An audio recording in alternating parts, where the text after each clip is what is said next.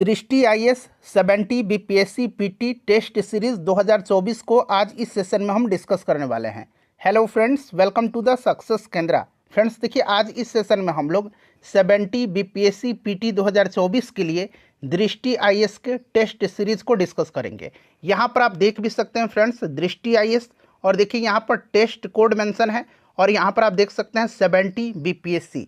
ठीक है ना। तो आप जानते हैं कि 70 बीपीएससी पीटी 2024 के लिए दृष्टि आईएएस का टेस्ट सीरीज कितना इंपॉर्टेंट है। पूरा इसमें 150 प्रश्न है और आज हमारा यह दृष्टि आईएएस का 70 बीपीएससी 2024 के लिए टेस्ट सीरीज नंबर 1 है। फ्रेंड्स, इसी प्रकार से जितने भी टेस्ट सीरीज हैं दृष्टि आईएएस के 70 बीपीएससी पीटी 2024 के लिए, उनको मैं आपको कवर करवाऊंगा। जो लोग पहली बार चैनल पर आए हुए हैं, चैनल को सब्सक्राइब कर लीजिए और जो बगल में बेल आइकन है, घंटी का निशान है, उसको ज़रूर दबा लीजिएगा, ताकि जब भी 70 बीपीएससी पीटी 2024 से रिलेटेड कोई भी इंपॉर्टेंट वीडियो अपलोड किया जाए तो उसका नोटिफिकेशन सबसे पहले आपके पास पहुंच जाए। तो चलिए फ्रेंड्स, बिना देरी किए हुए सेशन आज का स्टार्ट करते हैं। एक बार सभी लोग फ्रेंड्स प्लीज़ सेशन को लाइक कर दीजिए और जब कंप्लीट इस टेस्ट सीरीज़ को लगा लीजिएगा तो इसे कम से कम एक ग्रुप में फ्रेंड्स अवश्य ही शेयर कर दीजिएगा। तो चलिए अब हम लोग आज का सेशन स्टार्ट करते हैं फ्रेंड्स। तो फ्रेंड्स, जैसे मैंने आपको बताया है कि आज इस सेशन में हम लोग Drishti IAS test series for 70 BPSC PT 2024 को डिस्कस करेंगे। यहाँ पर आप देख भी सकते हैं Drishti IAS 70 BPSC prelims test series 2024। और देखिए, दृष्टि आईएएस का 70 बीपीएससी पीटी 2024 के लिए आज हमारा यह टेस्ट सीरीज नंबर 1 है। और इसी प्रकार से दृष्टि आईएएस के जितने भी टेस्ट सीरीज हैं 70 बीपीएससी पीटी 2024 के लिए, उनको मैं आपको कवर करवाऊंगा। फ्रेंड्स, एक बार सभी लोग प्लीज़ सेशन को लाइक कर दीजिए। चलिए अब हम लोग सेशन स्टार्ट करते हैं फ्रेंड्स। थोड़ा सा मैं जूम कर देता हूं ताकि प्रश्न और भी स्पष्ट रूप से आपको दिखाई दे। आज के सेशन का पहला प्रश्न पढ़िए कि हाल ही में जन समाचारों में रही मेकेदातु परियोजना किन नदियों के संगम पर स्थित है।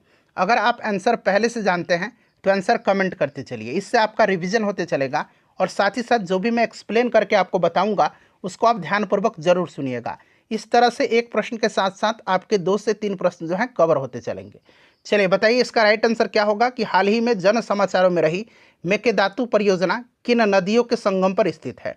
देखिए, मेकेदातु परियोजना जो है ये किस राज्य से संबंधित है, तो याद रखिएगा ये कर्नाटक से संबंधित है। ठीक है ना। ये कहाँ पर है मेकेदातु परियोजना, तो ये कर्नाटक राज्य में है। और मेकेदातु परियोजना एक बहुउद्देशीय परियोजना है। इसके अंतर्गत जल स्तर को प्रबंधित करने के लिए एक जलाशय का निर्माण शामिल है। ठीक है फ्रेंड्स। और देखिए, ये मेकेदातु परियोजना जो है ये कावेरी नदी और उसकी सहायक नदी अर्कावती के संगम पर स्थित है। तो यहाँ पर देखिए कावेरी और अर्कावती करेक्ट आंसर हो जाएगा। पूरा टेस्ट सीरीज लगाइए, टोटल 150 प्रश्न है इसमें, और सभी लोग ईमानदारी पूर्वक अपना अपना स्कोर कमेंट करके जरूर बताइएगा। चलिए अब यहाँ पर देखिएगा कि भारतीय राष्ट्रीय भुगतान निगम के संबंध में निम्नलिखित कथनों पर विचार करिए। यहाँ पर देखिए 3 स्टेटमेंट दिए गए हैं, तीनों को पढ़ना है और देखिए यहाँ पर उपरोक्त में से कौन सा कथन सही है ये आपको बताने हैं। तो चलिए अब हम लोग आते हैं यहाँ पर।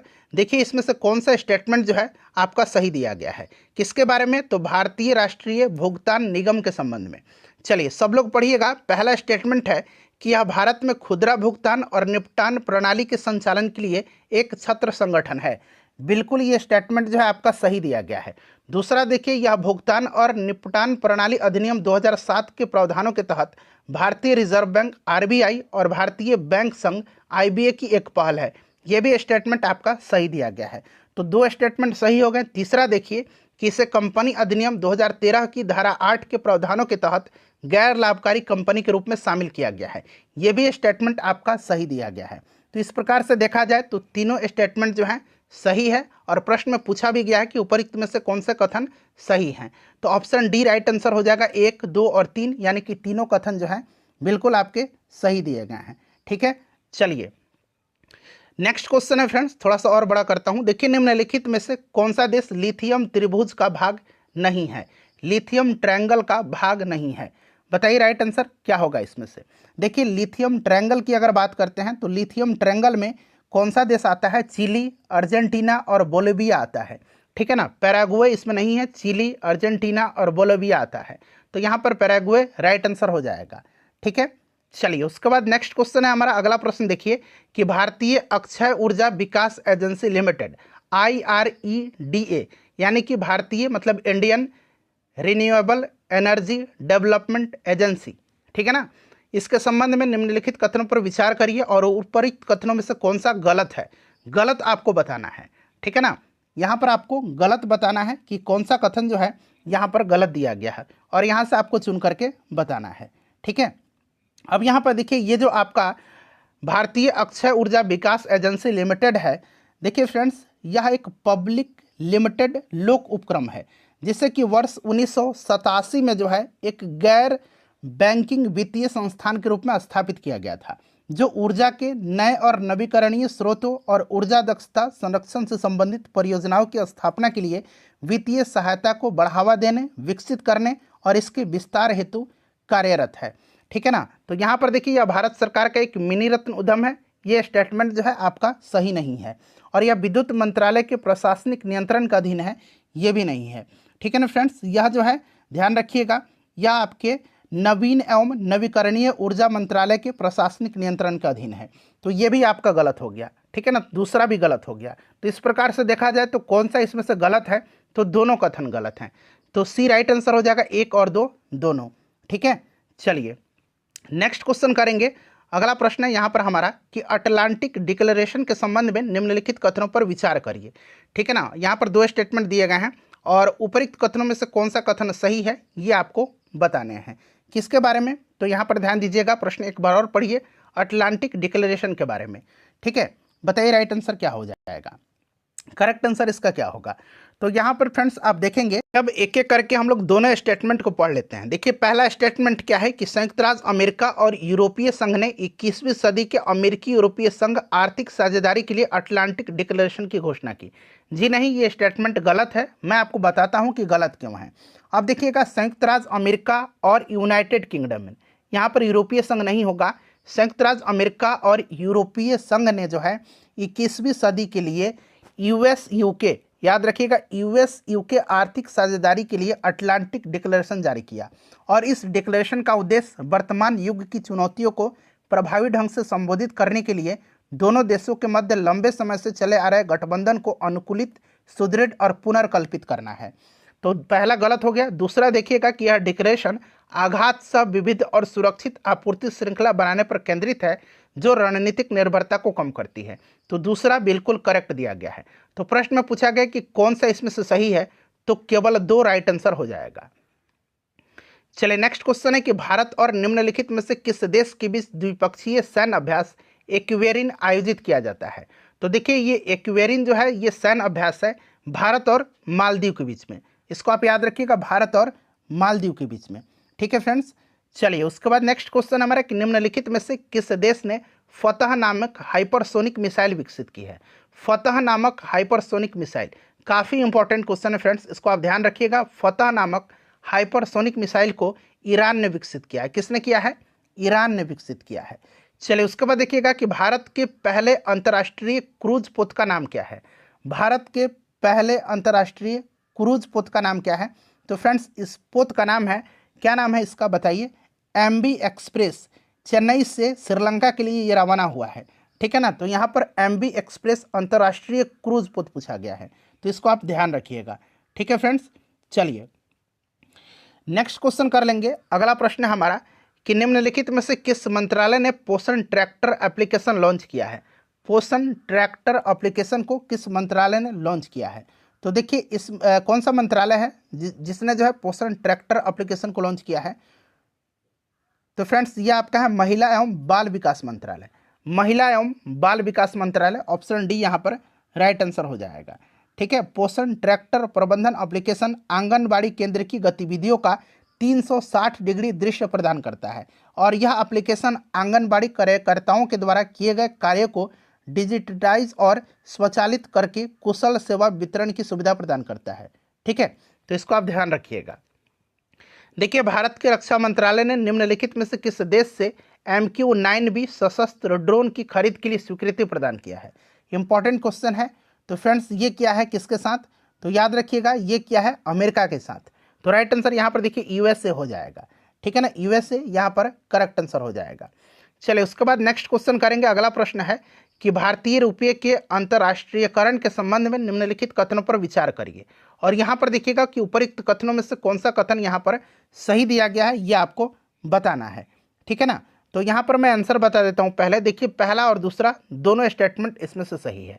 अब आप दोनों स्टेटमेंट को पढ़िए। यह एक ऐसी प्रक्रिया है जिसमें सीमा पार लेन देन में भारतीय रुपये का उपयोग बढ़ाना शामिल है। बिल्कुल ये आपका स्टेटमेंट सही दिया गया है।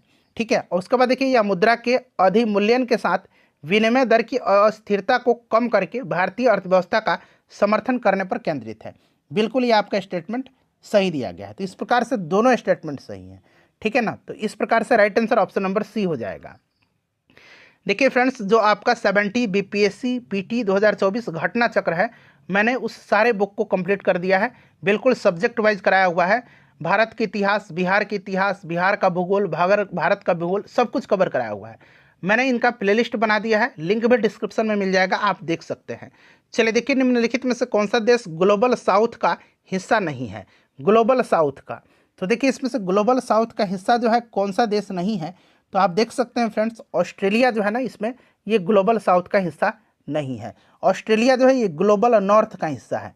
ऑस्ट्रेलिया ग्लोबल नॉर्थ का हिस्सा है। ठीक है ना, ग्लोबल नॉर्थ में जो है ओशनिया की कंट्री हैं और अन्य जगहों के कुछ नए देश भी शामिल हैं। तो इस प्रकार से ऑस्ट्रेलिया ये आपका ग्लोबल नॉर्थ का हिस्सा है। ठीक है, याद रखिएगा। चलिए, और ग्लोबल साउथ की बात करते हैं, तो ग्लोबल साउथ में वैसे देश हैं जो अक्सर विकासशील, कम विकसित अथवा अविकसित के रूप में जिनको जाना जाता है, और मुख्य रूप से अफ्रीका, एशिया और लैटिन अमेरिका के देश इसमें शामिल हैं। ठीक है, नेक्स्ट क्वेश्चन है कि राष्ट्रीय मानवाधिकार आयोग के संबंध में निम्नलिखित कथनों पर विचार करिए। और यहाँ पर देखिएगा कि कौन सा कथन यहाँ पर सही दिया गया है, ये आपको बताना है कि कौन सा कथन सही दिया गया है। अब यहाँ पर देख लीजिएगा, यहाँ पर राइट आंसर क्या हो जाएगा। आते हैं, देखिए राज्यसभा के सभापति 6 सदस्यीय समिति का हिस्सा होते हैं जो इसके अध्यक्ष एवं सदस्यों के नामों की सिफारिश करती है। यह आपका गलत दिया गया है। अब यहाँ पर ध्यान दीजिएगा, देखिए आयोग में एक अध्यक्ष, 5 पूर्णकालिक सदस्य और 7 मानक सदस्य होते हैं। ठीक है, याद रखिएगा, इसमें एक अध्यक्ष, 5 पूर्णकालिक सदस्य और 7 मानद सदस्य होते हैं। ठीक है, और अध्यक्ष भारत का पूर्व मुख्य न्यायाधीश या सर्वोच्च न्यायालय का न्यायाधीश होता है। और वर्तमान में राष्ट्रीय मानवाधिकार आयोग के अध्यक्ष जस्टिस अरुण कुमार मिश्रा हैं। ठीक है, याद रखिएगा।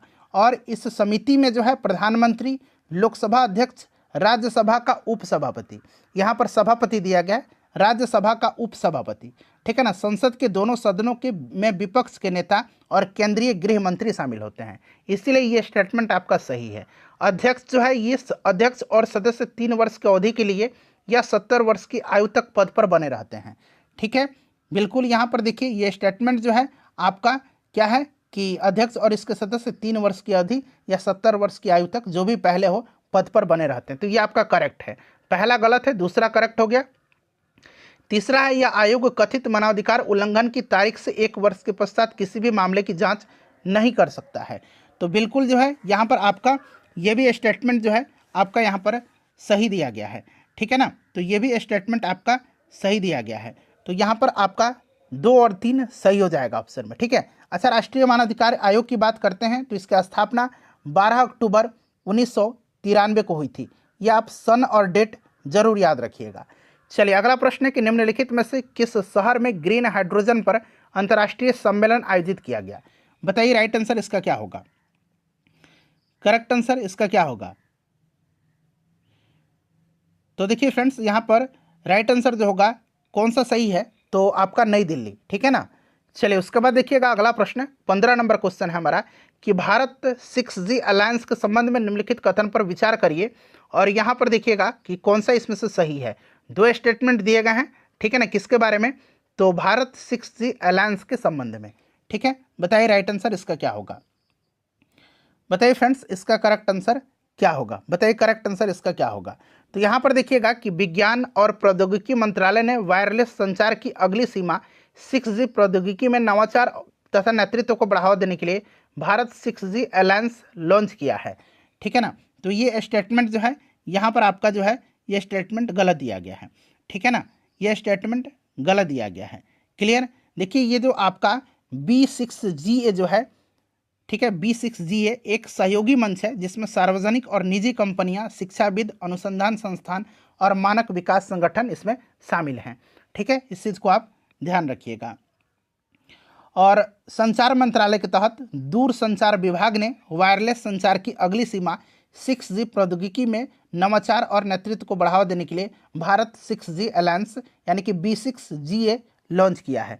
तो इसको याद रखिएगा, ये प्रौद्योगिकी मंत्रालय नहीं होगा, विज्ञान और प्रौद्योगिकी मंत्रालय नहीं होगा, संचार मंत्रालय के तहत दूर संचार विभाग ने ये लॉन्च किया है।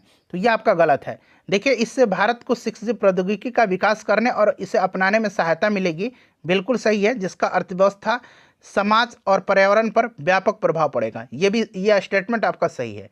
तो पहला गलत है, दूसरा सही है, तो केवल 2 राइट आंसर हो जाएगा। चलिए फ्रेंड्स, देखिए, सियाचिन ग्लेशियर के संबंध में निम्नलिखित कथनों पर विचार करिए और उपरोक्त में से कौन सा कथन सही है, यहाँ पर आपको चुनकर के आंसर बताना है। बताइए यहाँ पर राइट आंसर इसका क्या होगा। ठीक है, बताइए करेक्ट आंसर यहाँ पर क्या होगा। चलिए देखिएगा, ताजिकिस्तान के फेडचेंको ग्लेशियर के बाद यह विश्व के गैर ध्रुवीय क्षेत्रों से संबंधित दूसरा सबसे लंबा ग्लेशियर है। बिल्कुल यहाँ पर यह स्टेटमेंट आपका सही दिया गया है। ठीक है ना। उसके बाद देखिए, जास्कर नदी सियाचिन ग्लेशियर से निकलती है।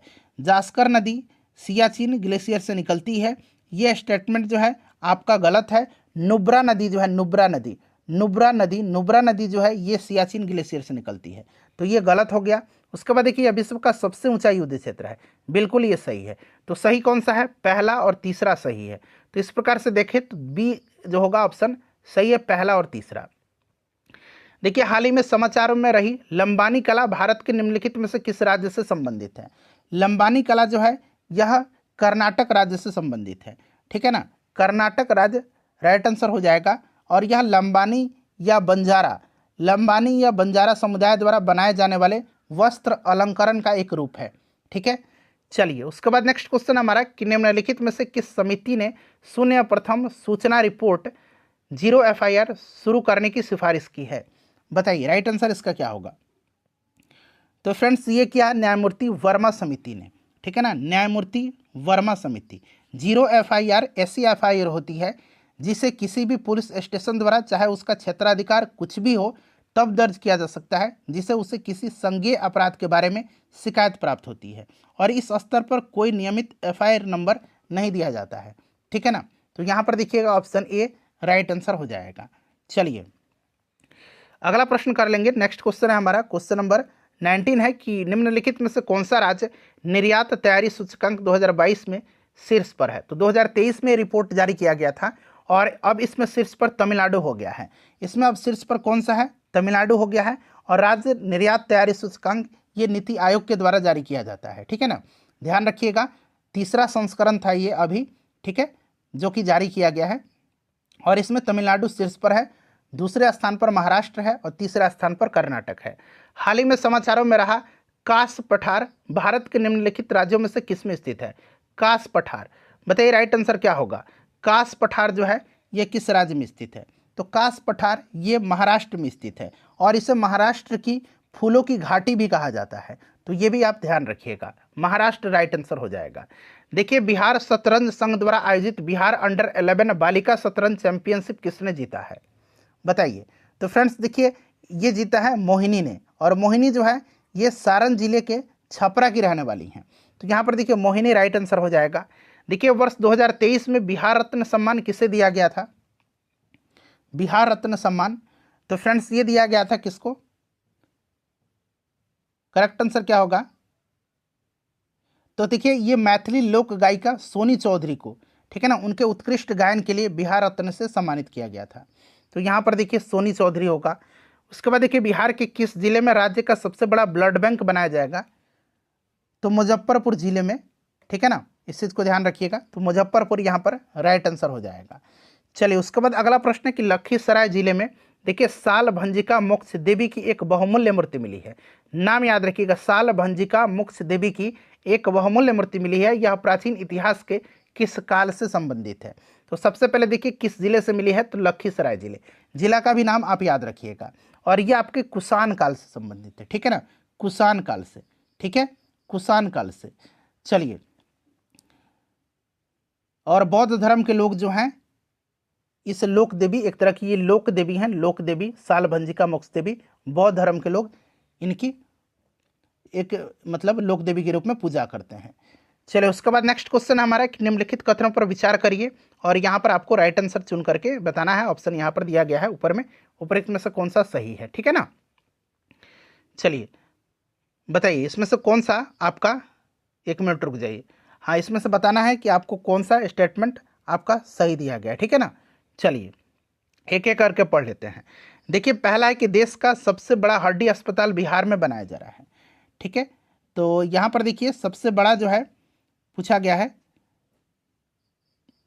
तो ये हरियाणा के गुरुग्राम में है, तो ये आपका गलत हो जाएगा, ठीक है ना। लेबर 20 शिखर सम्मेलन पटना में आयोजित किया गया, तो बिल्कुल ये सही है, ठीक है ना, बिल्कुल ये स्टेटमेंट आपका सही है, ठीक है। और गायत्री कुमारी को राष्ट्रीय फ्लोरेंस नाइटिंगेल पुरस्कार दिया गया है। तो द्रौपदी मुर्मू जी जो हैं उन्होंने जो है बिहार के शेखपुरा जिला के ये रहने वाली हैं, ANM गायत्री कुमारी, इन्हीं को राष्ट्रीय फ्लोरेंस नाइटिंगेल पुरस्कार प्रदान किया है 2023 वाला। तो कौन सा सही है, तो दूसरा और तीसरा यहाँ पर सही दिया गया है, जो कि आप देख सकते हैं ऑप्शन सी में है, ठीक है ना। राज तरंगिणी किसके द्वारा लिखी गई है, बहुत ही इजी क्वेश्चन है, ये कल्हन की पुस्तक है राज तरंगिणी, और इसमें कश्मीर के इतिहास का वर्णन है। चलिए उसके बाद नेक्स्ट क्वेश्चन हम लोग करेंगे कि भारत सरकार ने बिहार में राज्य राजमार्गों के उन्नयन के लिए किस संगठन के साथ 295 मिलियन डॉलर के ऋण समझौते पर हस्ताक्षर किया है, बताइए। तो फ्रेंड्स ये किया है ADB के साथ, एशियन डेवलपमेंट बैंक के साथ, याद रखिएगा, ठीक है। चलिए उसके बाद नेक्स्ट क्वेश्चन है कि बिहार में जैविक कॉरिडोर योजना के संदर्भ में निम्नलिखित कथनों पर विचार करिए, और यहाँ से आपको जो है सही आंसर चुन करके विकल्प में से बताना है। चलिए आते हैं, बताइए राइट आंसर क्या होगा यहाँ पर। देखिए इस योजना के तहत राज्य के चयनित 13 जिलों में कुल 20,000 एकड़ क्षेत्र को जैविक क्षेत्र बनाना है, ठीक है, बताइए। बिल्कुल स्टेटमेंट ये आपका सही दिया गया है, ठीक है। और देखिए इन जिलों में कौन कौन से जिले हैं, तो पटना, बक्सर, भोजपुर, सारण, वैशाली, समस्तीपुर, खगड़िया, बेगूसराय, लखीसराय, भागलपुर, मुंगेर, कटिहार और नालंदा के गंगा नदी के तटीय क्षेत्र शामिल हैं। तो ये जिला का संख्या आप याद रखिएगा, ठीक है। और इस योजना की अवधि वर्ष 2022-23 से बढ़ा करके 2030 कर दिया गया है, बताइए। तो फ्रेंड्स ये आपका गलत दिया गया है, जैविक कॉरिडोर योजना की अवधि 2025 तक बढ़ा दिया गया है, 2030 नहीं, ठीक है ना।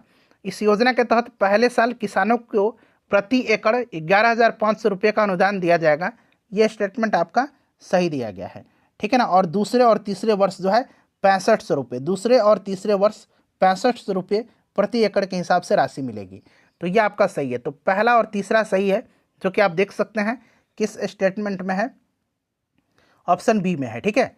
चलिए उसके बाद देखिएगा कि बिहार के मलमास मेले के संदर्भ में कथन पर विचार करिए।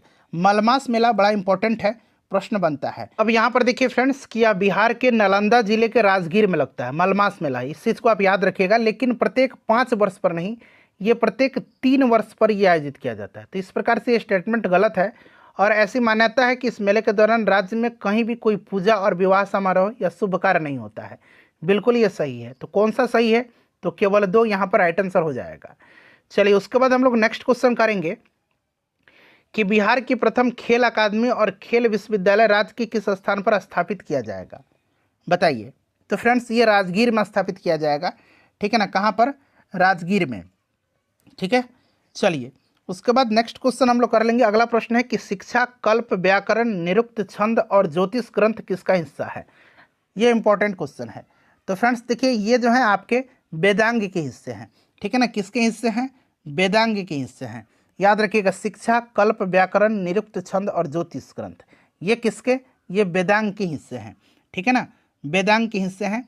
6 वेदांग जो हैं ये आपको याद होगा, शिक्षा, ठीक है ना, छंद, व्याकरण, निरुक्त, कल्प और ज्योतिष, ये आपको ध्यान रखना है, 6 वेदांग हैं, क्लियर। चलिए उसके बाद देख लीजिएगा कि वेद और ब्राह्मणों के संदर्भ में निम्नलिखित में से कौन सा सही सुमेलित है, बताइए। कौन सा इसमें से सही सुमेलित दिया गया है, और यहाँ से सही कोड का प्रयोग करके आपको उत्तर बताना है। तो यहाँ पर देख लीजिएगा आपका ऋग्वेद की बात कर लेते हैं। तो ऋग्वेद में आपको याद होगा कि इसमें विभिन्न देवताओं की स्तुति करने वाली ऋचाएँ शामिल हैं, ठीक है ना। और ऋग्वेद का जो आपका ब्राह्मण है, ब्राह्मण ग्रंथ, ये आपका ऐतरेय और ऐतरेय और कौशितकी है। ऐतरेय और यहाँ पर देखिए कौशितकी दिया गया है, तो ये तो आपका गलत हो जाएगा। उसके बाद यजुर्वेद की बात करते हैं तो इसमें गद्य में लिखे मंत्र और अनुष्ठान शामिल हैं, और तैत्तिरीय और शतपथ होगा, तो ये भी गलत है, तैत्तिरीय और शतपथ होगा इसका। सामवेद का बात करते हैं तो इसमें मुख्य रूप से अनुष्ठानों के दौरान जपने के लिए ऋचाएँ शामिल हैं, ठीक है ना। और जैमिनीय और छांदोग्य होगा, तो ये कौशितकी नहीं होगा। अथर्ववेद का आपका गोपथ, ये आपका सही दिया गया है, तो केवल 4 राइट आंसर हो जाएगा, ठीक है। चलिए देखिए, बौद्ध धर्म के निम्नलिखित ग्रंथों में से किसमें बुद्ध के पूर्व जन्मों की जातक कहानियों की सूची है?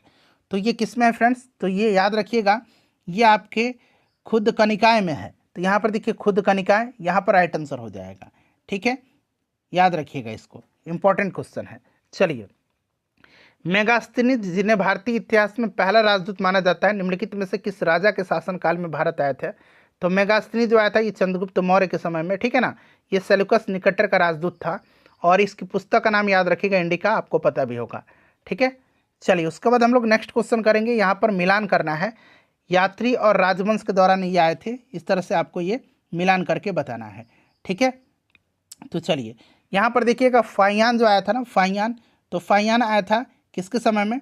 तो चंद्रगुप्त द्वितीय के समय में, ठीक है, तो ये गुप्त वंश के दौरान आया था। और हेंसवेंग जो आया था, हेंसवेंग, ये आपके वर्धन वंश के समय में आया था, ये आपको पता है, हर्षवर्धन के समय में, ठीक है। उसके बाद देख लीजिए, उसके बाद अल मसूदी जो है, अल मसूदी आया था गुर्जर पतिहार वंश के समय में, ठीक है। और इब्न बतूता मोहम्मद बिन तुगलक के समय में आया था। तो आपका ये राइट आंसर क्या हो जाएगा? यहाँ पर देखिए 1, 2 और यहाँ पर 4 और 3 उलट जा रहा है ना, तो बी राइट आंसर हो जाएगा। चलिए, निम्नलिखित में से कौन सा अभिलेख और उसका काल सही सुमेलित नहीं है? बताइए, कौन सा अभिलेख और उसका काल सही सुमेलित नहीं है, बताइए। अब यहाँ पर देखिएगा, एक एक करके हम लोग देखते हैं फ्रेंड्स। देखिए, यहाँ पर खारवेल का हाथी गुम्फा अभिलेख है, ठीक है ना। यह आपके हाथी गुम्फा शिलालेख कलिंग शासक खारवेल के काल का है, ठीक है। और यह आपका होगा, यह आपका हो जाएगा 200 से 150 ईसा पूर्व में। यहाँ पर एक मिनट रुक जाइए, हाँ, ठीक है। तो ये आपकी पहली शताब्दी ईसा पूर्व में, ठीक है ना, पहली शताब्दी ईसा पूर्व होगा, यहाँ पर 5वीं शताब्दी नहीं होगा, ये पहली शताब्दी ईसा पूर्व में है। खारवेल ने लगभग पहली शताब्दी ईसा पूर्व में, विशेष रूप से लगभग 200 से 150 ईसा पूर्व में शासन किया था। तो यहाँ पर ये वाला आपका सही नहीं है। रुद्रदामन का जूनागढ़, यह आपका रुद्रदामन का जूनागढ़, यह आपका 150 ईस्वी में निर्मित हुआ था। समुद्रगुप्त की प्रयाग प्रशस्ति, तो ये भी आपकी सही दिया गया है, ठीक है ना। पुलकेशिन द्वितीय का एहोल प्रशस्ति। चलिए, तो यहाँ पर राइट आंसर हो जाएगा इसका ऑप्शन नंबर ए हो जाएगा, ठीक है ना, केवल एक यहाँ पर होगा, ठीक है। चलिए, उसके बाद देखिएगा कि यहाँ पर सुमेलित करना है हड़प्पा, और ये शायद किस नदी के किनारे है? तो हड़प्पा जो है फ्रेंड्स, ये आपको पता है कि ये रावी नदी के किनारे है, ठीक है ना, रावी नदी के किनारे है। और ये आपका यहाँ पर देखिए चनहुदड़ो जो है ये सिंधु हो जाएगा, सिंधु नदी के तट पर है।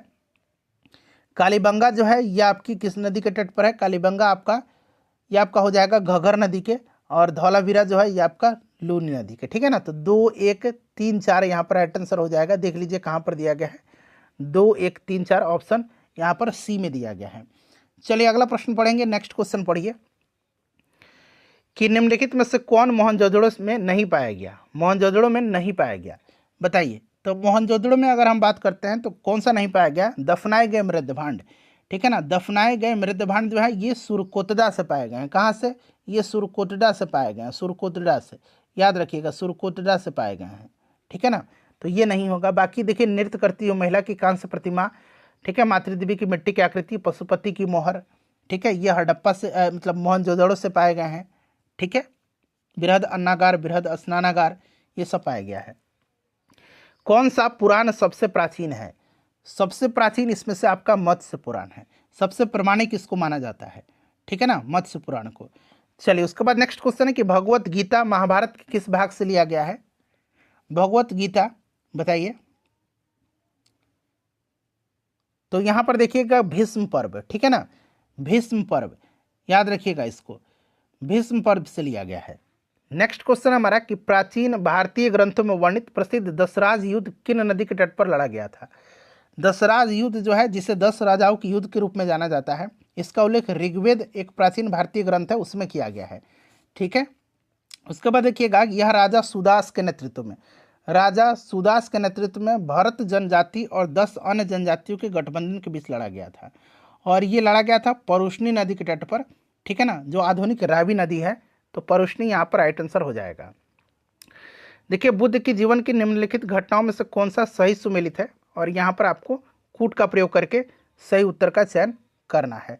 ठीक है, अब एक एक करके मिला लेते हैं। देखिए, महाभिनिष्क्रमण प्रथम उपदेश, ये गलत दिया गया है। ठीक है ना, प्रथम उपदेश इन्होंने सारनाथ में दिया था, धर्मचक्र परिवर्तन कहलाया।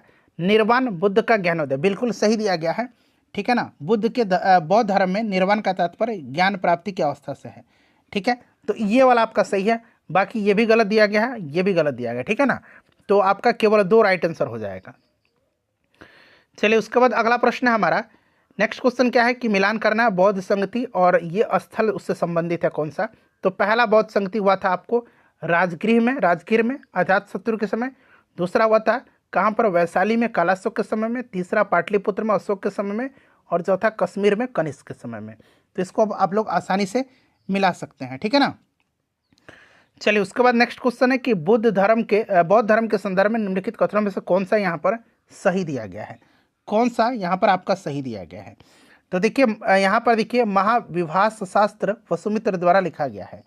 बिल्कुल यहाँ पर जो है महाविभास शास्त्र ये वसुमित्र के द्वारा लिखा गया है, ये करेक्ट है। ठीक है ना, शुद्ध पिटक बौद्ध धर्म की मठवासी संहिता है। शुद्ध पिटक बुद्ध के उपदेशों या कथनों का संग्रह है।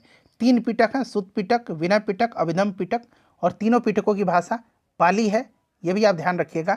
विनय पिटक बुद्ध के उपदेशों का संकलन है, तो अभी मैंने बताया ये शुद्ध पिटक है, ये आपका गलत है। विनय पिटक भिक्षु और भिक्षुणियों के लिए नियम और व्यवहार से युक्त मठवासी संहिता है।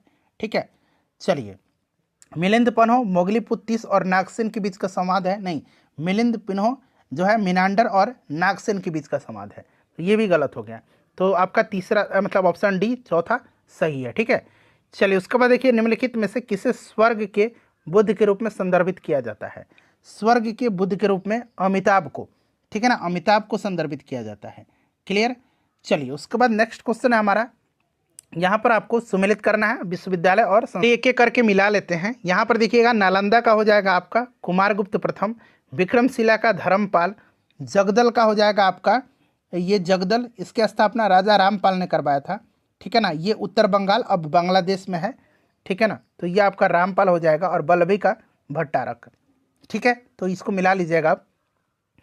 देखिए, निम्नलिखित में से किस जैन तीर्थंकरों के नाम ऋग्वेद में मिलता है। ऋग्वेद में जो है किसका नाम मिलता है, तो फ्रेंड्स ऋग्वेद में मिलता है आपका ऋषभदेव का और अरिष्टनेमी का। ऋषभदेव और अरिष्टनेमी, ध्यान रखिएगा। अंतिम तीर्थंकर महावीर थे। ठीक है फ्रेंड्स, विष्णु पुराण और भागवत पुराण में जो है ऋषभ को नारायण का अवतार माना गया है। ठीक है, तो यहाँ पर आपके राइट आंसर हो जाएगा ए और बी दोनों।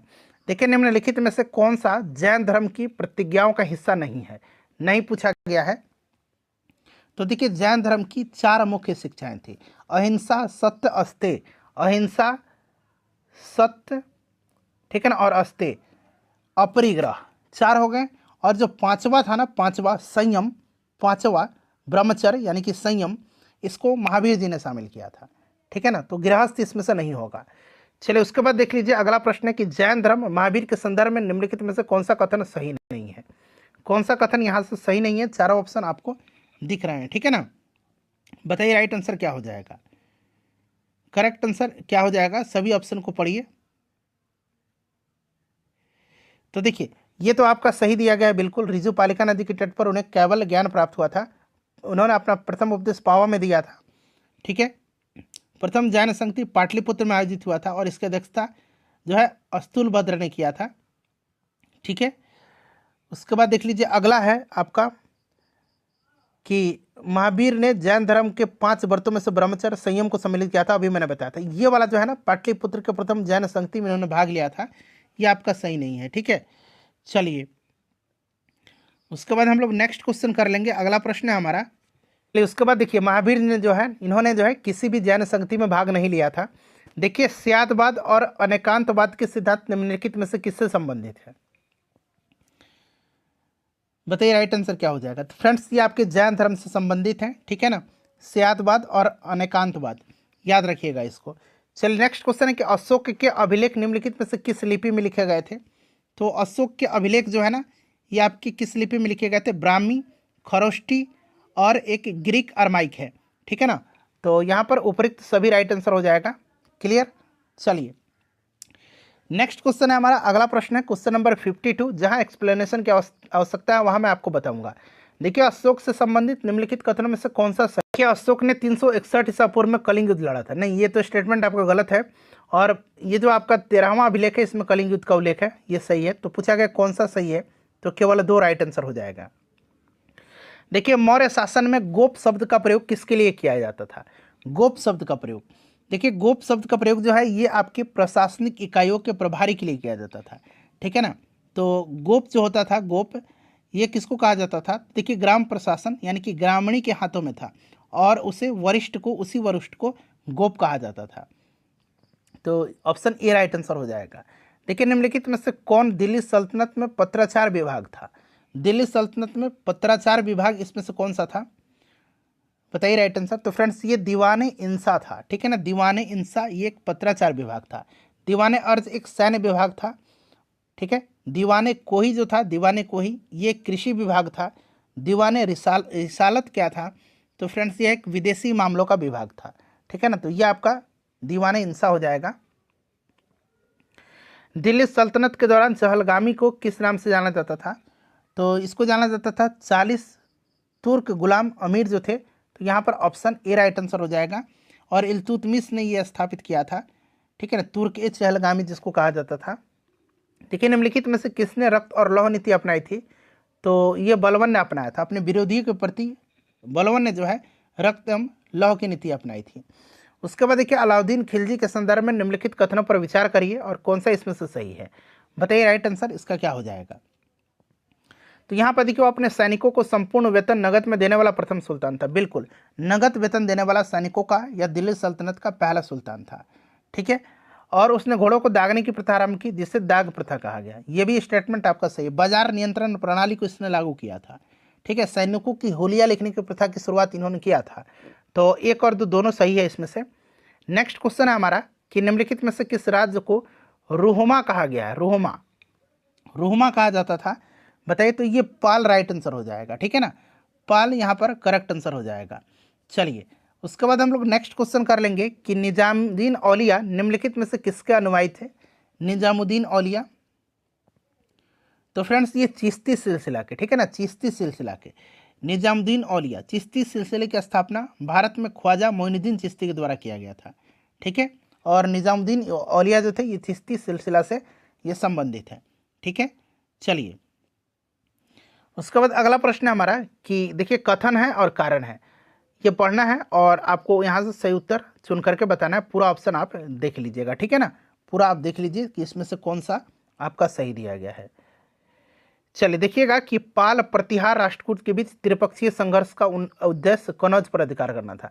बिल्कुल त्रिपक्षीय संघर्ष जो हुआ था यह पाल वंश, प्रतिहार वंश और राष्ट्रकूट वंश के बीच में हुआ था और इसका उद्देश्य जो था कनौज पर अधिकार करना था। कनौज पर नियंत्रण से तात्पर्य ऊपरी गंगा घाटी और उसके व्यापार एवं कृषि के समृद्ध संसाधनों पर नियंत्रण से है। बिल्कुल है, तभी तो ये संघर्ष हुए थे, ठीक है ना। तो दोनों सही दिया गया है और बिल्कुल ये आर जो है ना कारण, ये आपका कथन का सही व्याख्या कर रहा है। तो वही दिया गया ऑप्शन ए कि ए और आर दोनों सत्य है लेकिन आर एक ही सही व्याख्या है, ठीक है ना।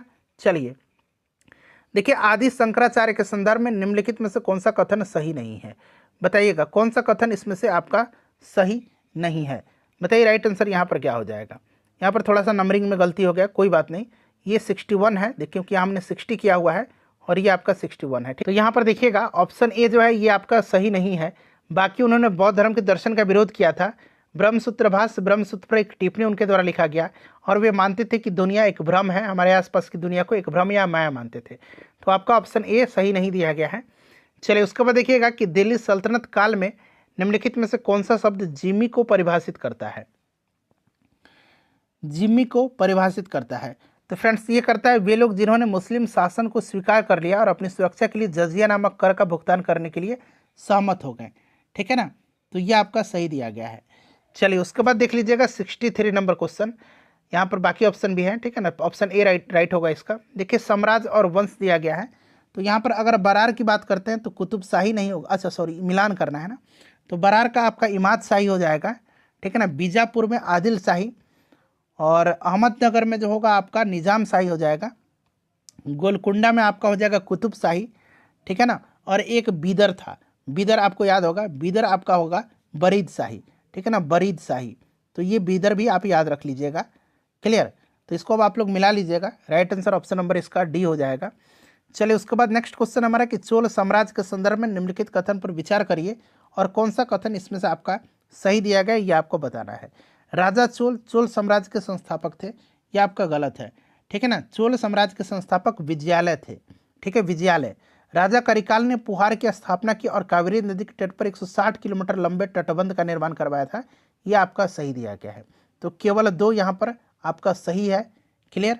चलिए देखिए पंपा, पोन्ना और रन्ना कौन थे, तो फ्रेंड्स ये जो थे ना, ये कौन थे, तो याद रखिएगा ये आपके थे कन्नड़ काव्य के त्रिरत्न, इनको कहा जाता है, पंप, पोन और रन्न को, ठीक है।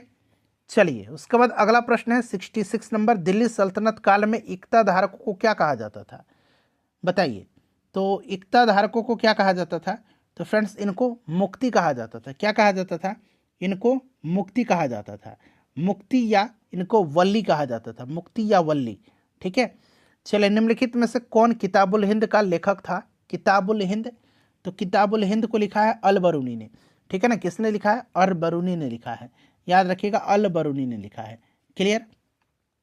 देखिए तराइन का प्रथम युद्ध निम्नलिखित में से किस वर्ष लड़ा गया था, तो तराइन का पहला युद्ध 1191 में हुआ था, दूसरा युद्ध 1192 में हुआ था, ठीक है ना।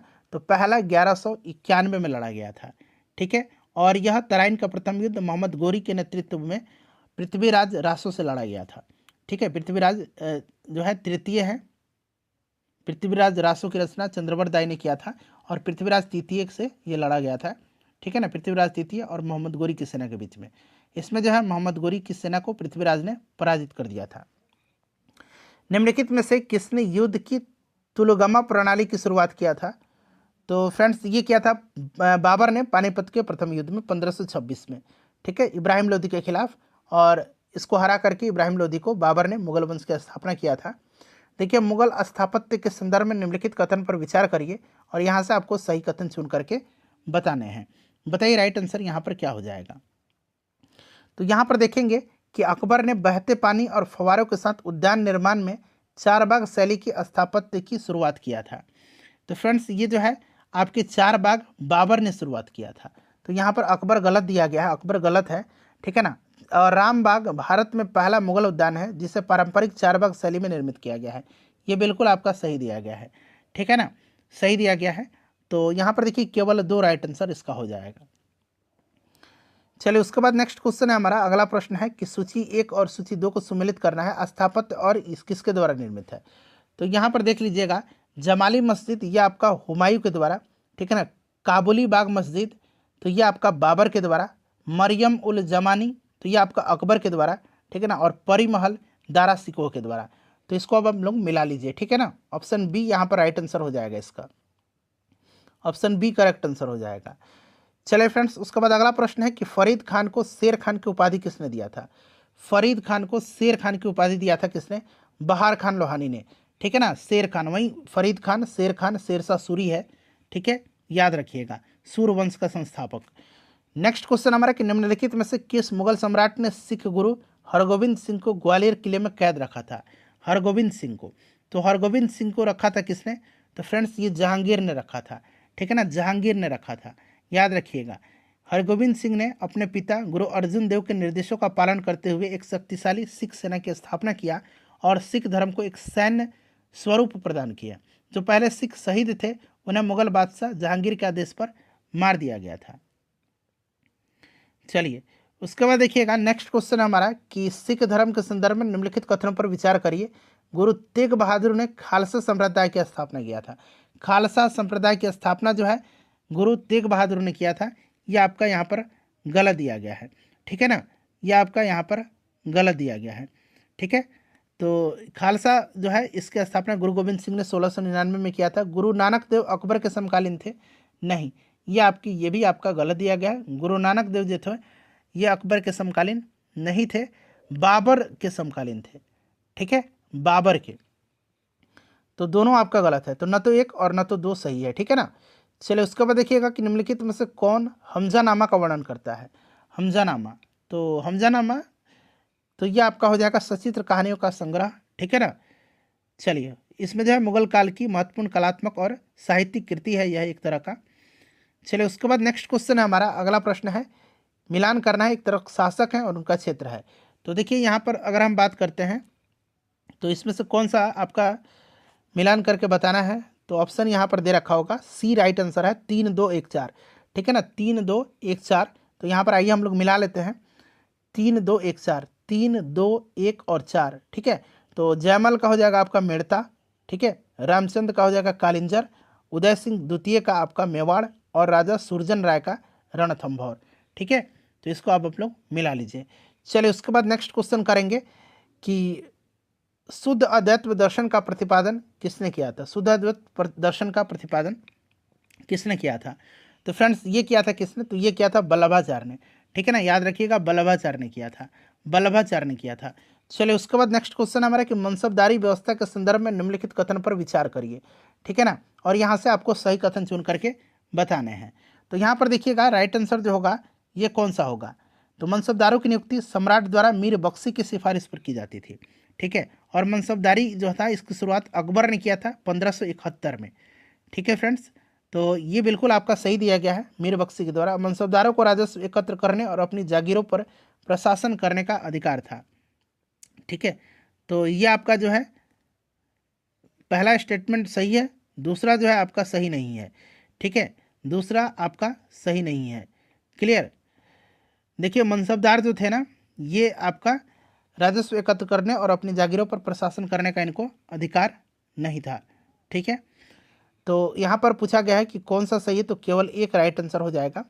उसके बाद देखिए निम्नलिखित में से किसे गाजी की उपाधि, किसने गाजी की उपाधि धारण किया था। तो गाजी की उपाधि धारण किया था बाबर ने। बाबर ने खानवा युद्ध में राणा संगा के खिलाफ जो युद्ध लड़ा था उसके जीत के बाद गाजी की उपाधि धारण किया था। खानवा का युद्ध 1527 में हुआ था। नेक्स्ट क्वेश्चन है कि मुगल प्रशासन के दौरान व्यापार और विकास के संदर्भ में निम्नलिखित कथनों पर विचार करिए, और यहाँ से सही आंसर आपको चुन करके बताने हैं। तो यहाँ पर देखिएगा कि लंबी दूरी के व्यापार में विशेषज्ञता रखने वाले लोग सेठ और बोहरा कहलाते थे, बिल्कुल सही है। और चेट्टी दक्षिण भारत के एक महत्वपूर्ण व्यापारिक समुदाय था, ये भी सही है। तो आपका एक और दो दोनों जो है यहाँ पर आपका सही दिया गया है।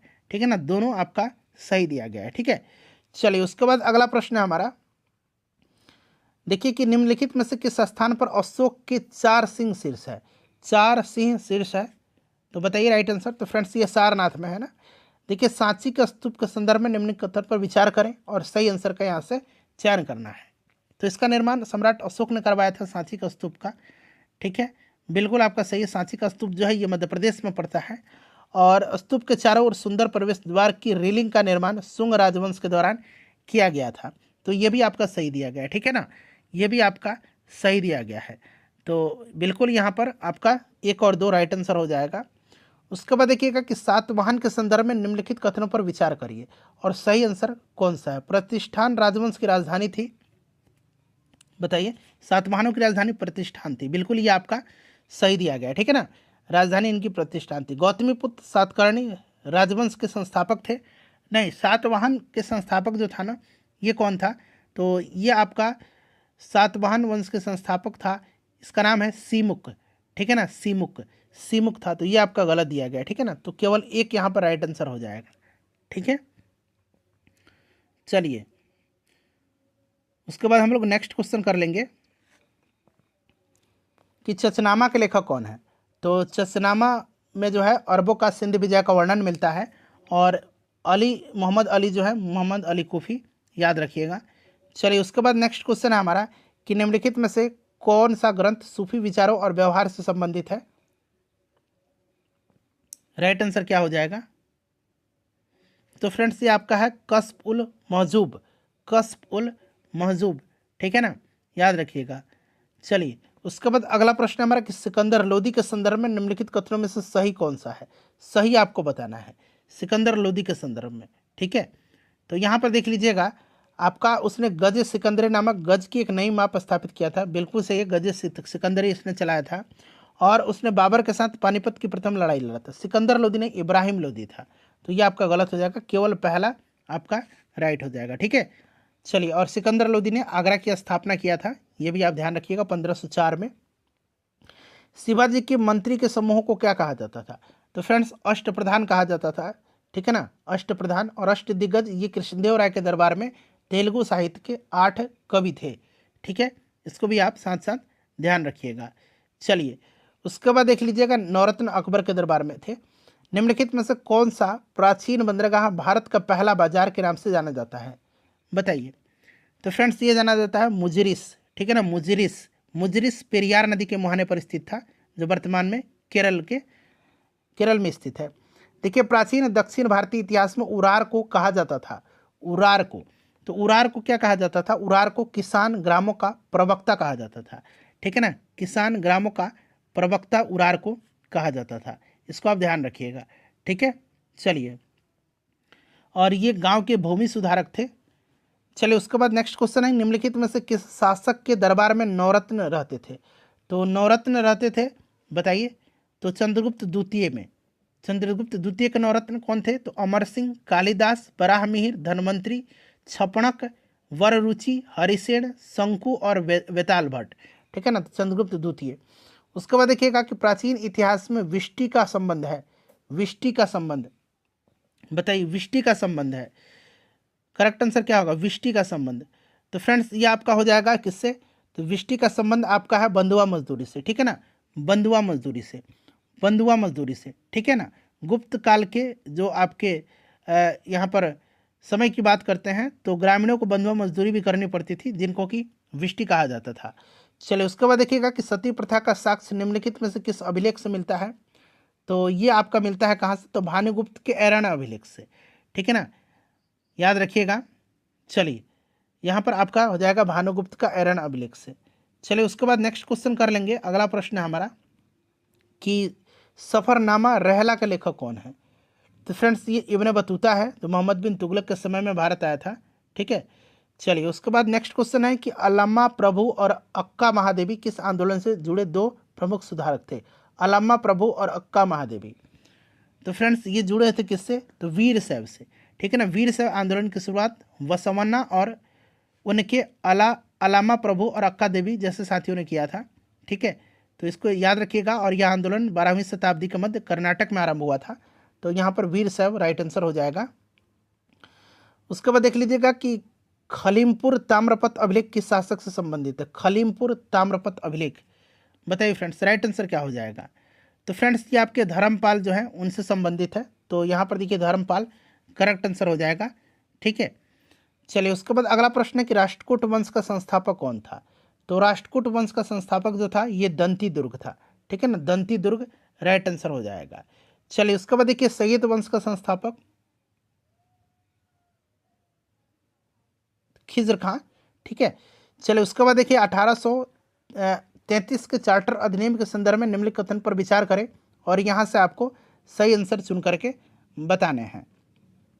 तो देखिए, इसने भारत के साथ व्यापार पर कंपनी के एकाधिकार को समाप्त कर दिया, ये पूछा गया है।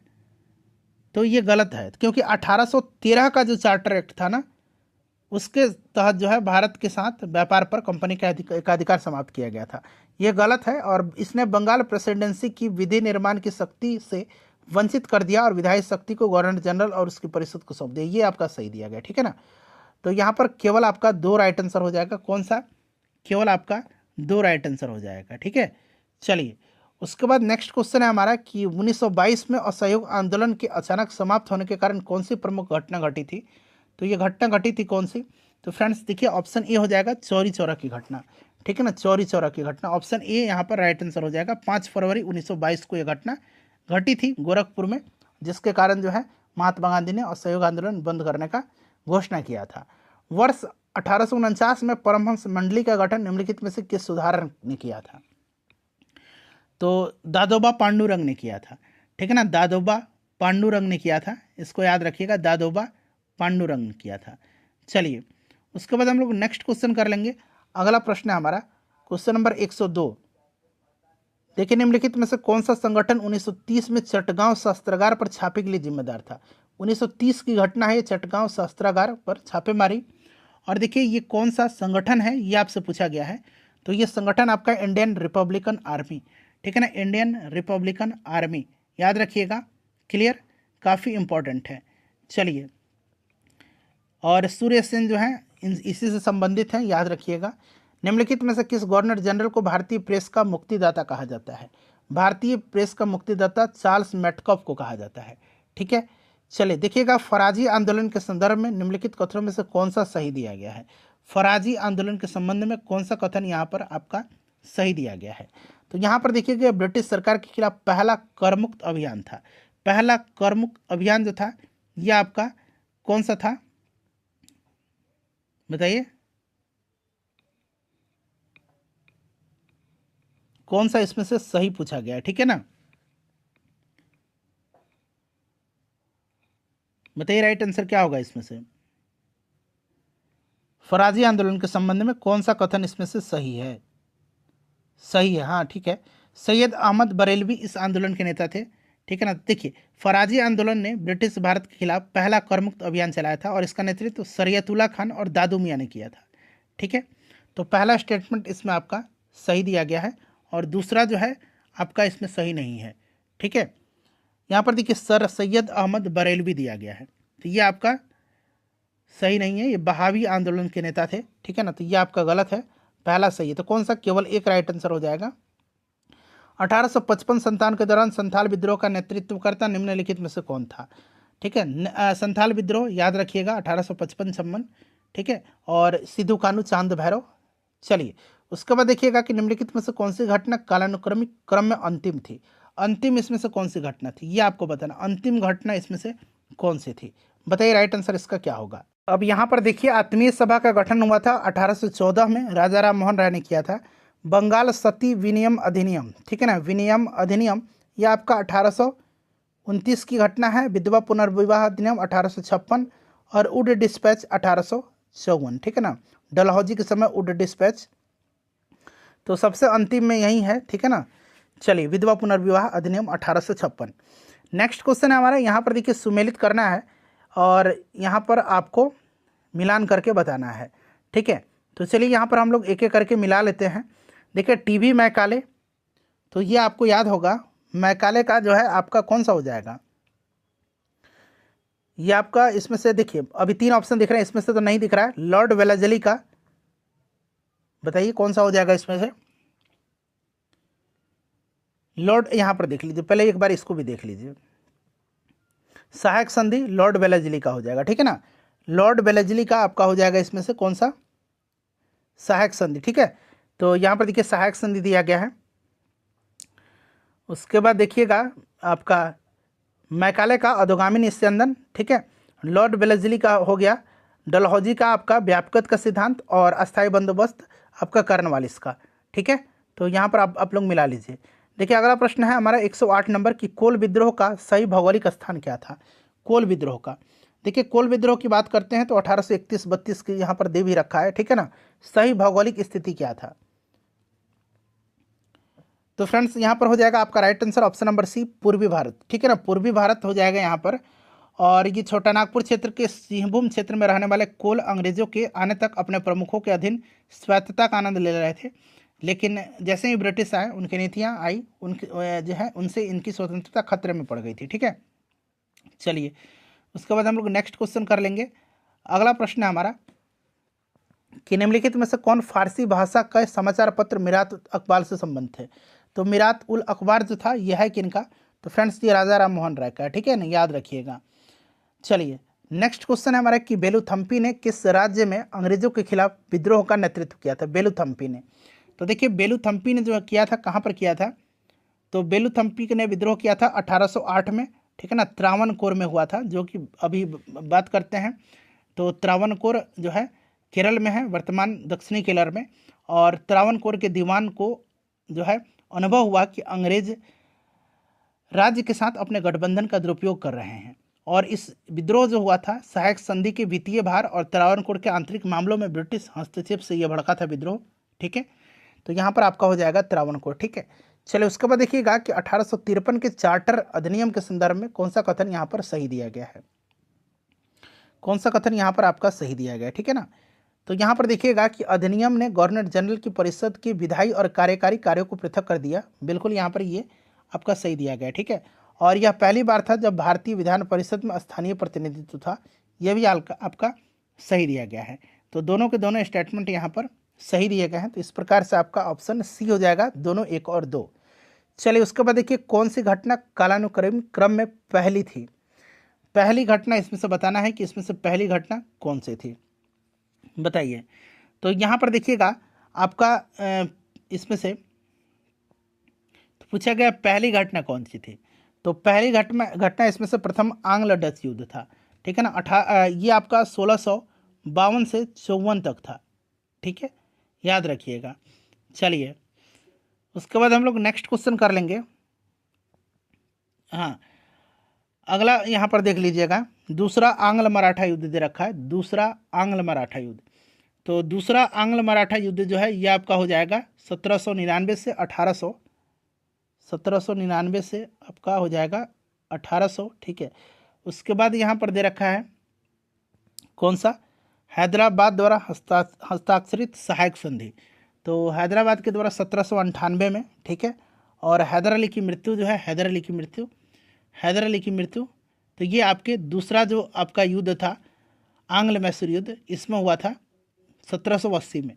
तो सबसे पहले ये आपका हो जाएगा 1600 वाला घटना। चलिए उसके बाद हम लोग नेक्स्ट क्वेश्चन कर लेंगे। 1782 में हैदर अली की मृत्यु हुई थी।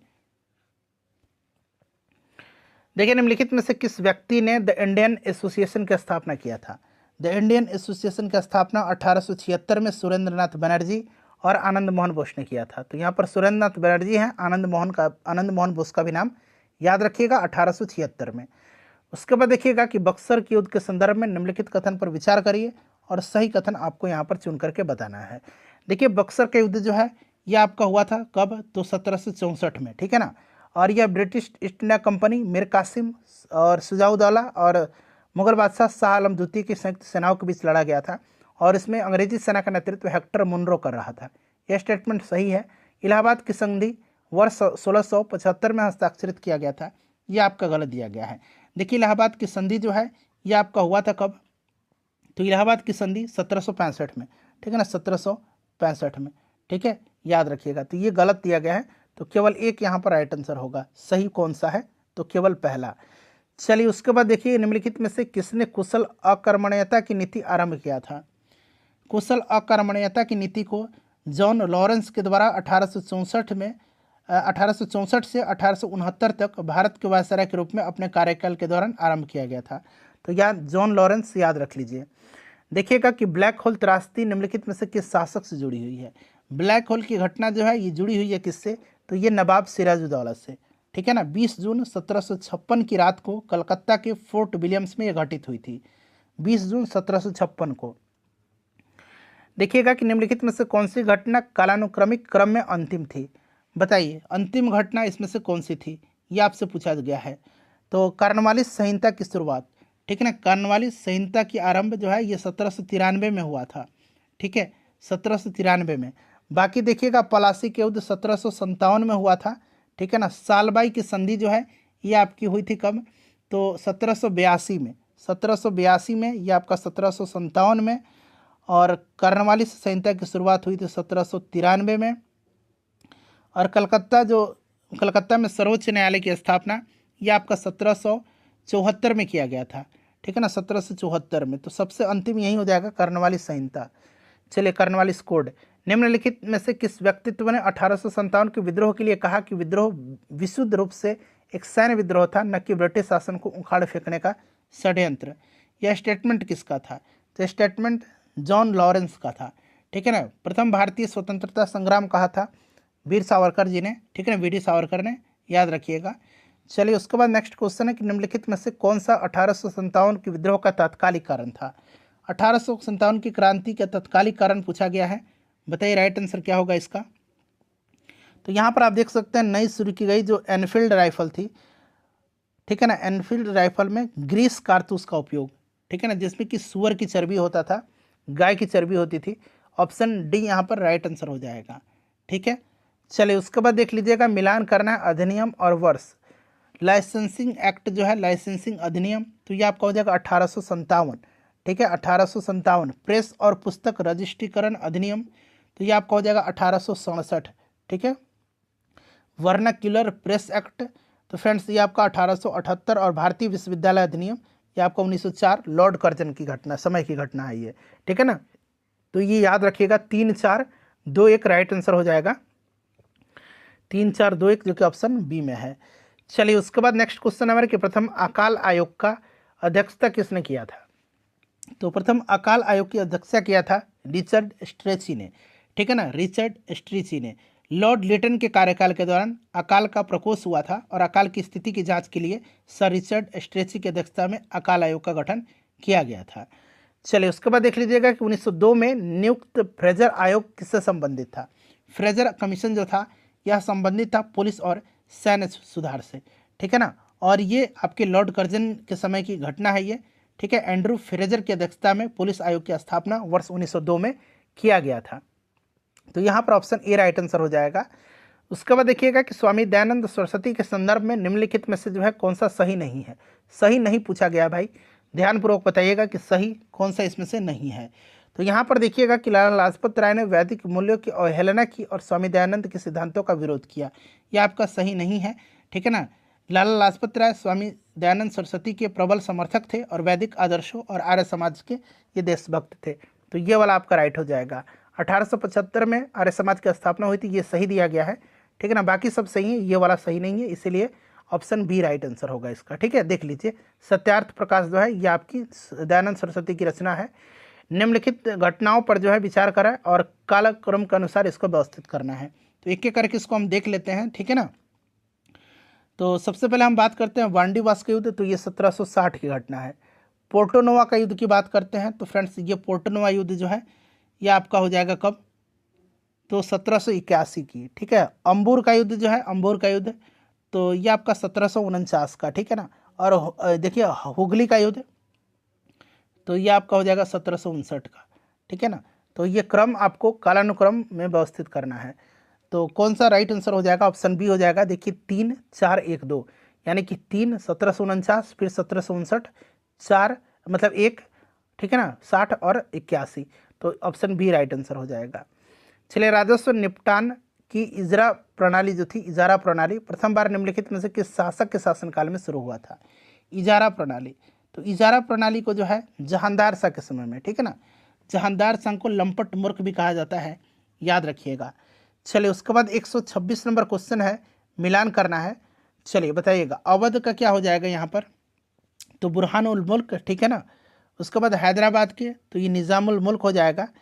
बंगाल का आपका मुर्शीद कुली खान, ठीक है। और केरल का मार्तंड वर्मा, ठीक है, केरल का मार्तंड वर्मा। तो इस प्रकार से देखा जाए तो ऑप्शन यहाँ पर आपका सी राइट आंसर है। चलिए उसके बाद देख लीजिएगा करनाल का प्रसिद्ध युद्ध किन के बीच लड़ा गया था। करनाल का प्रसिद्ध युद्ध, करनाल के युद्ध जो हुआ था फ्रेंड्स ये आपका 1739, याद रखिएगा करनाल के युद्ध। इसमें प्रसिद्ध फारसी राजा और सैन्य नेता नादिर शाह के लिए एक महत्वपूर्ण जीत को चिन्हित किया, ठीक है। तो यहाँ पर नादिर शाह और मोहम्मद शाह यहाँ पर राइट आंसर हो जाएगा, ठीक है। देखिएगा उत्तरी भारत में करनाल में जो है मुगल सम्राट मोहम्मद शाह की बड़ी सेना को निर्णायक रूप से पराजित किया था, ठीक है ना। चलिए नादिर शाह। चलिए उसके बाद नेक्स्ट क्वेश्चन कर लेंगे, अगला प्रश्न है हमारा। और नादिर शाह 1739 में आक्रमण भी किया था, मयूर सिंहासन को यहाँ से लेकर भी गया था, ईरान का नेपोलियन इसको कहा जाता है। देखिए कालावधि जो है निम्नलिखित यात्रियों की कालावधि पर विचार करें और कालानुक्रमिक सही क्रम आपको बताना है। तो विलियम हॉकिंस का यहाँ पर हो जाएगा 1609, ठीक है। जॉन सोरमन का क्या हो जाएगा, तो यहाँ पर देखिएगा जॉन सोरमन का हो जाएगा आपका 1715। थॉमस रो का आपका क्या हो जाएगा, थॉमस रो का भी आपका हो जाएगा इसमें से 1715, ठीक है ना। उसके बाद यहाँ पर देखिएगा कि यहाँ पर जो विलियम नॉरिस था ये 1701, तो ये ऑप्शन सी राइट आंसर हो जाएगा, 2 फिर 1। ठीक है, इस तरह से आप इसको ध्यान रखिएगा।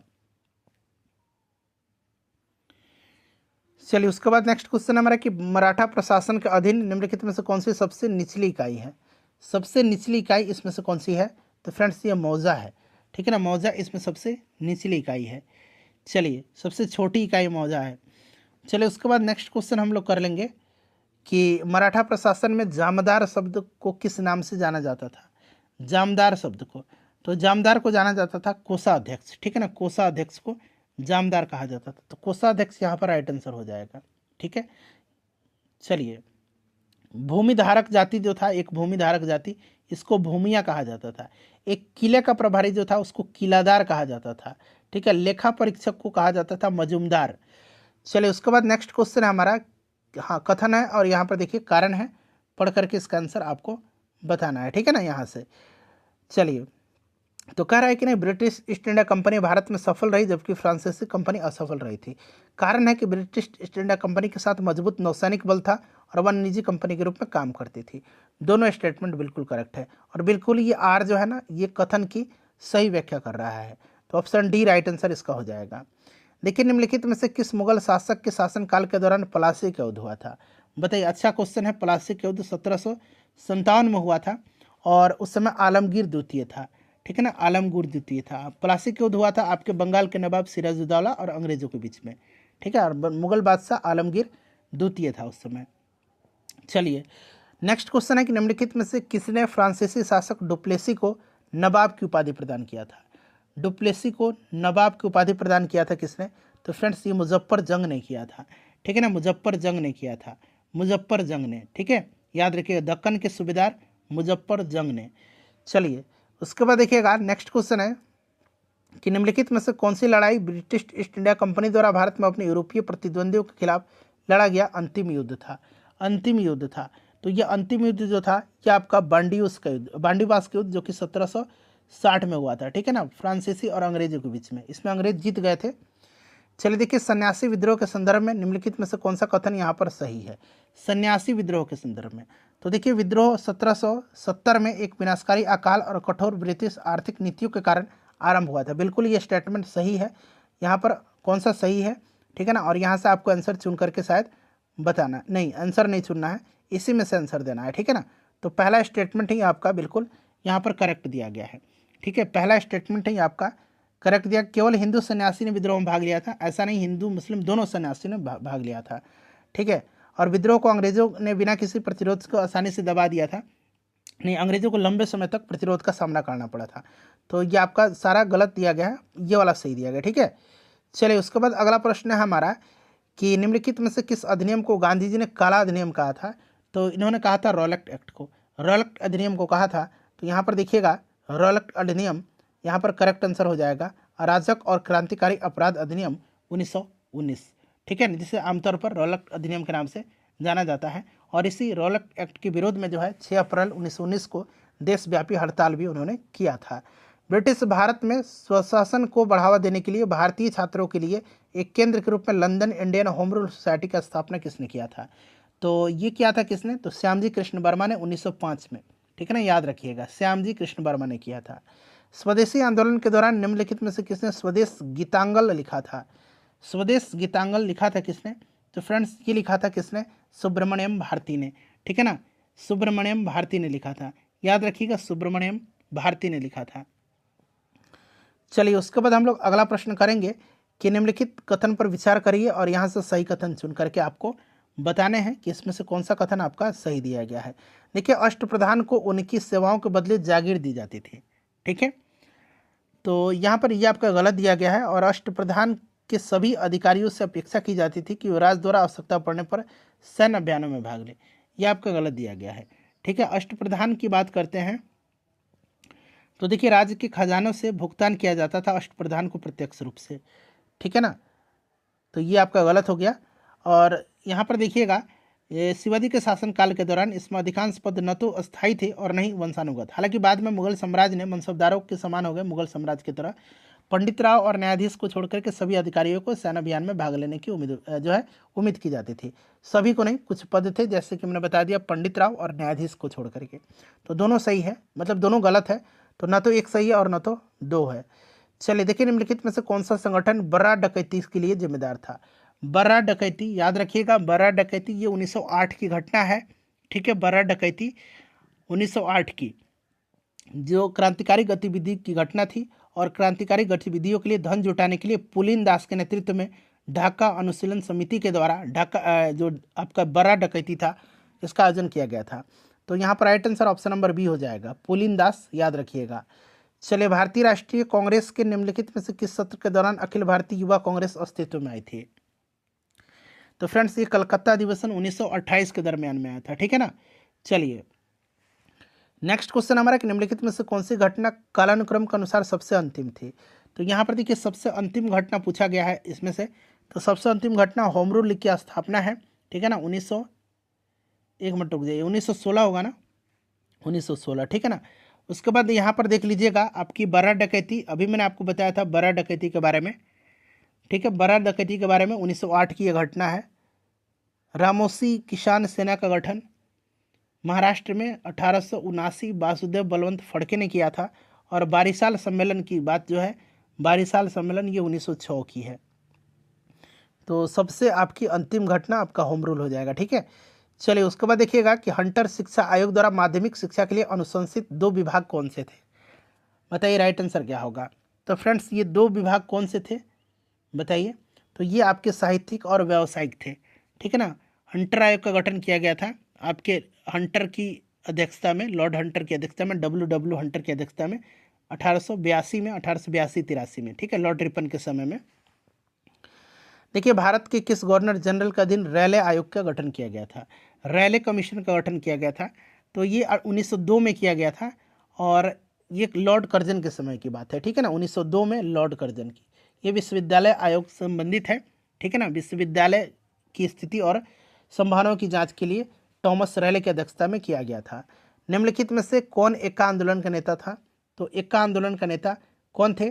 तो मदारी पासी थे। ठीक है ना, एक्का आंदोलन, याद रखिएगा। और ये भारत के संयुक्त प्रांत वर्तमान में उत्तर प्रदेश के उत्तरी जिलों में हुआ था 1921 में। तो यहाँ पर देखिए ऑप्शन ए राइट आंसर हो जाएगा। ठीक है। चलिए उसके बाद देखिएगा, अगला प्रश्न है हमारा कि सरदार की उपाधि वल्लभ भाई पटेल को कहाँ दी गई थी। तो सरदार की उपाधि इनको दिया गया था बारदोली सत्याग्रह में। ठीक है ना, वहाँ की महिलाओं ने दिया था इनको सरदार की उपाधि 1928 में। देखिए पंजाब में जो है, देखिए ब्रिटिश पंजाब में यूनियनिस्ट पार्टी के संस्थापक कौन थे। यूनियनिस्ट पार्टी के संस्थापक कौन थे। तो देखिए फ्रेंड्स, ये थे आपके छोटू राम। ठीक है ना, छोटू राम ने किया था, याद रखिएगा। ऑप्शन नंबर यहाँ पर आपका बी राइट आंसर हो जाएगा, छोटू राम ने। चलिए, सर फैजल ए हुसैन की सहायता से, फजल ए हुसैन की सहायता से, ठीक है ना, ब्रिटिश पंजाब में जो है यूनियनिस्ट पार्टी की स्थापना इन्होंने किया था 1923 में। देखिए 1928 में जो है, निम्नलिखित में से कौन सी सिफारिश 1928 में नेहरू रिपोर्ट की नहीं थी। नेहरू रिपोर्ट की नहीं थी, बताइए। तो यहाँ पर ध्यान दीजिएगा, ये आपका धर्म का राज्य संरक्षण ये आपका नहीं था। ठीक है ना, बाकी डोमिनियन स्टेट था बिल्कुल। ठीक है, आपका संयुक्त निर्वाचन क्षेत्र, भाषाई प्रांत, ठीक है ना, भाषाई प्रांतों के गठन की सिफारिश हुई थी। केंद्र और प्रांतों दोनों के लिए उत्तरदायी सरकार का प्रस्ताव किया गया था। राज्य को धर्म से निरपेक्ष रहने पर बल दिया गया था, जबकि राज्य का धर्म संरक्षण नहीं था। ठीक है ना, तो ये ऑप्शन डी गलत है, तो सही नहीं है। ठीक है ना। चलिए देखिएगा कि किस वर्ष जो है आपको 1928 में आयोजित अखिल बंगाल छात्र सम्मेलन की अध्यक्षता जो है किसने किया था। निम्नलिखित में से किसने 1928 में आयोजित अखिल बंगाल छात्र सम्मेलन की अध्यक्षता किसने किया था। तो ये पंडित जवाहरलाल नेहरू ने किया था। ठीक है ना, याद रखिएगा, पंडित जवाहरलाल नेहरू ने किया था।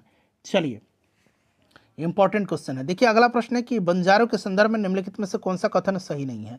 आखिरी क्वेश्चन है। तो यहाँ पर देखिएगा ऑप्शन नंबर यहाँ पर सी, वेनिस के एक लेखक निकोलो मनुस्सी ने अपने संस्मरणों में बंजारों की जीवन शैली का वर्णन किया है। ठीक है ना, ये आपका ऑप्शन यहाँ पर सी राइट आंसर हो जाएगा। फ्रेंड्स, इन 150 प्रश्नों में अपना स्कोर बता दीजिए।